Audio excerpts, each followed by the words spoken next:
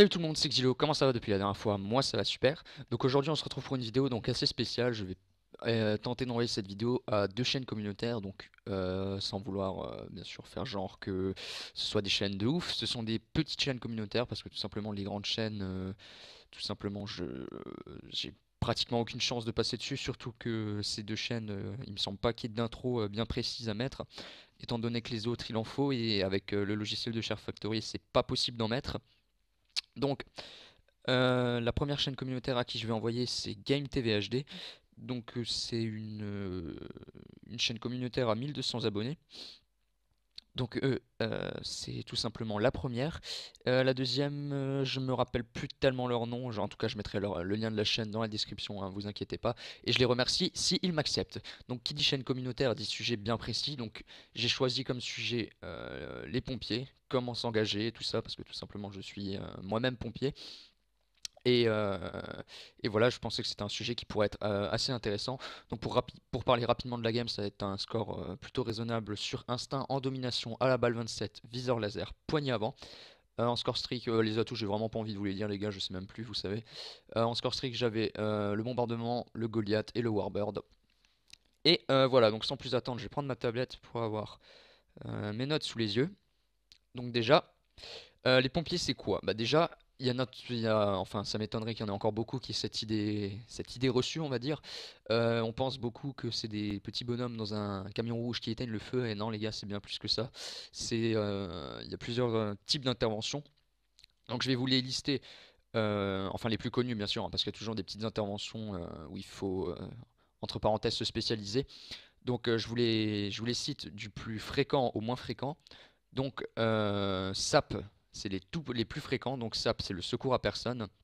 Donc, pour tout ce qui est malaise, blessure, et puis j'en passe, hein. Ensuite, on a les accidents de la route. Donc, ça, j'ai pas besoin de préciser ce que c'est, hein. Accident de la route, c'est des collisions entre véhicules. Ensuite, feu, hein. Feu arrive en troisième position, hein. C'est pas comme ce qu'on croit où les pompiers font vraiment que ça.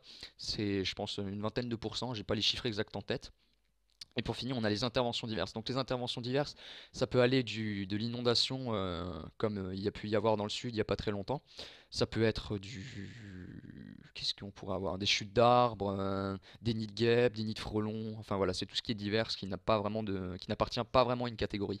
Enfin dans le genre, là ça appartient aux interventions diverses, mais ça n'appartient pas à une catégorie précise. Donc en deux, parce que j'ai listé mon sujet en trois parties. Donc le premier, c'est les pompiers, c'est quoi? Le deuxième, c'est les deux catégories de pompiers. Donc comment s'engager et tout ça. Et trois, les conseils que je peux vous donner avant votre engagement. Donc là, au passage, petit full team au bombardement. Donc, ah oui, j'ai oublié de vous dire que les pompiers appartiennent tout simplement au ministère de l'Intérieur. Donc voilà, c'est un truc pour l'instant on s'en fout un peu, mais c'est bien de le savoir. Donc ensuite, en grand 2, les deux catégories. Donc on a le plus classique, les pompiers volontaires, ce que moi-même je suis.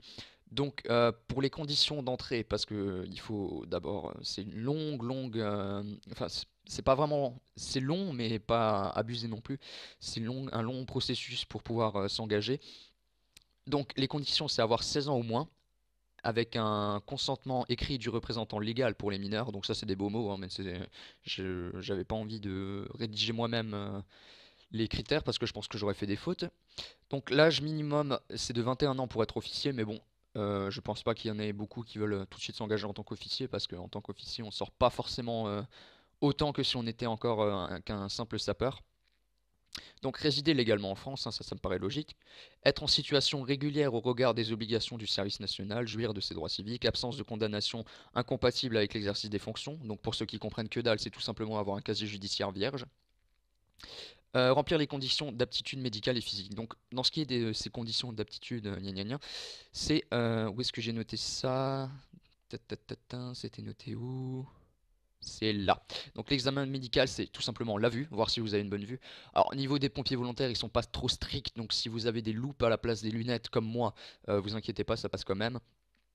Le test anti-cannabis, hein, voir si vous consommez du cannabis, et croyez-moi que c'est pas détournable, hein, ils vont tout de suite le faire, le voir. Donc pour ceux qui consomme, et bien tout simplement, c'est pas la peine d'aller faire l'examen médical parce que vous allez vous faire griller. Ensuite, on a l'examen auditif, hein, c'est un casque qui vous met sur les oreilles, vous avez un tout petit son et vous devez dire de quel côté vous l'avez entendu, c'est rien de compliqué. Donc vous aurez aussi une prise de sang à faire et une radio du thorax, donc c'est rien de très très compliqué.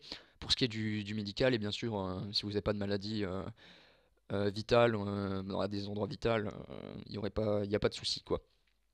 Ensuite, qu'est-ce que j'en étais où? Ah oui, donc les conditions médicales et physiques adaptées et correspondantes aux missions effectives confiées.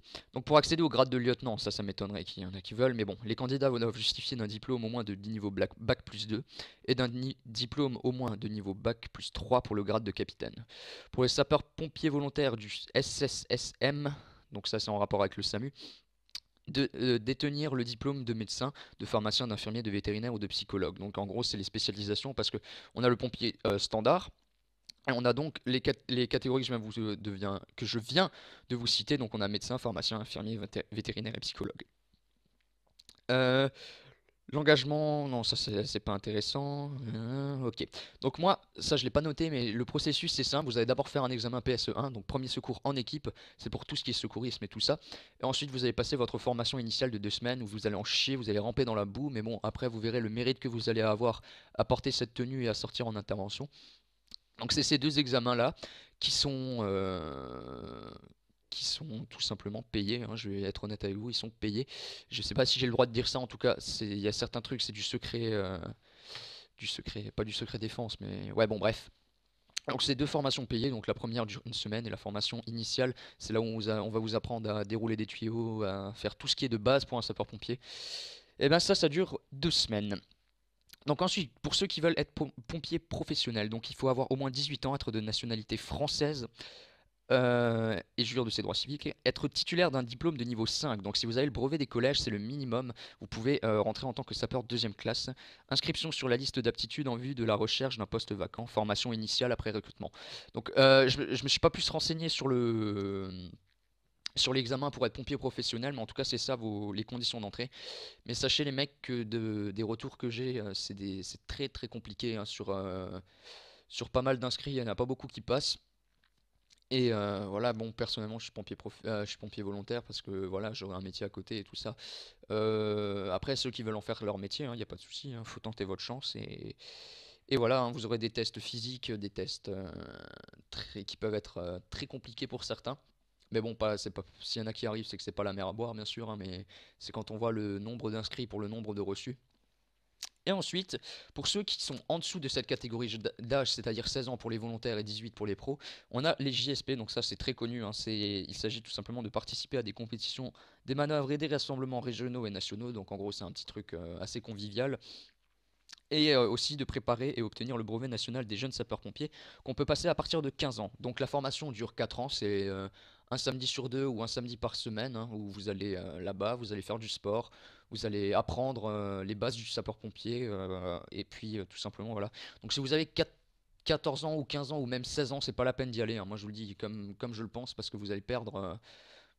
Il vaut mieux attendre et faire selon moi, hein. Après je veux pas m'avancer, si vous voulez tout de suite commencer, alors allez dans les JSP. Il vaut mieux attendre 1 ou 2 années pour pouvoir s'engager directement. Parce que les JSP c'est 4 ans et ça peut paraître très long à certains moments. Surtout que le brevet des collèges, qu'est-ce que je raconte? Le brevet national des JSP, vous allez voir qu'au début vous allez être 20 dans la section à être recruté et à la fin il y en aura quand même peut-être 10. Ouais, peut-être 10 qui vont y aller au brevet. Il faut faire un choix, il faut être sûr que ça nous plaise, il faut pas s'engager pour rien, quoi. C'est un engagement, c'est pas comme si on allait dans un club de foot, c'est pas du tout pareil. Donc voilà les conseils que je peux vous donner, c'est réfléchissez avant de vous engager, réfléchissez aussi à la catégorie, donc soit les pompiers pros, soit les pompiers volontaires, soit les JSP, selon votre âge et selon votre motivation, c'est ce que je peux vous conseiller le plus. En tout cas, moi, je suis passé par la case JSP. Je me suis engagé à 11 ans et puis à 16, j'avais terminé. J'ai pu passer ma FIA. Ma FIA, c'est la formation initiale, comme je vous dis. Et en plus, si vous faites les JSP, votre formation initiale, au lieu de durer 2 semaines, elle durera 2 jours. Vous aurez juste un petit examen de 2 jours où ils vont tout récapituler et vous allez voir que c'est bien plus simple et plus agréable à passer que de rester 2 semaines en chier avec des supérieurs qui. Enfin, ça dépend où vous faites votre engagement. Donc pour s'engager, c'est pas compliqué, vous allez à la caserne la plus proche, c'est ce que je pense moi qui est plus facile. Après, il y en a qui disent qu'il faut envoyer des CV au SDIS, donc le SDIS c'est le service départemental d'incendie et de secours, donc de votre département. Le mieux c'est d'en parler au chef de votre caserne qui lui s'occupera probablement déjà du processus pour le recrutement. Donc voilà, donc n'hésitez pas, hein, faites le bon choix et si ça vous intéresse, allez en parler au chef de la caserne la plus proche de chez vous. Et voilà, donc pour parler rapidement de ma chaîne, donc moi je suis un joueur Call of Duty anciennement compétitif, mais j'ai arrêté, j'ai préféré faire du multigaming. Donc c'est une chaîne multigaming, performance à la fois. Donc performance, vous allez voir que mon score là n'était pas non plus exceptionnel parce que sur Advanced Warfare j'ai un peu de mal au début à m'y faire, mais c'est pas grave. Donc n'hésitez pas à faire un tour sur ma chaîne. Je remercie les deux chaînes communautaires à qui je vais envoyer cette vidéo si elles m'acceptent.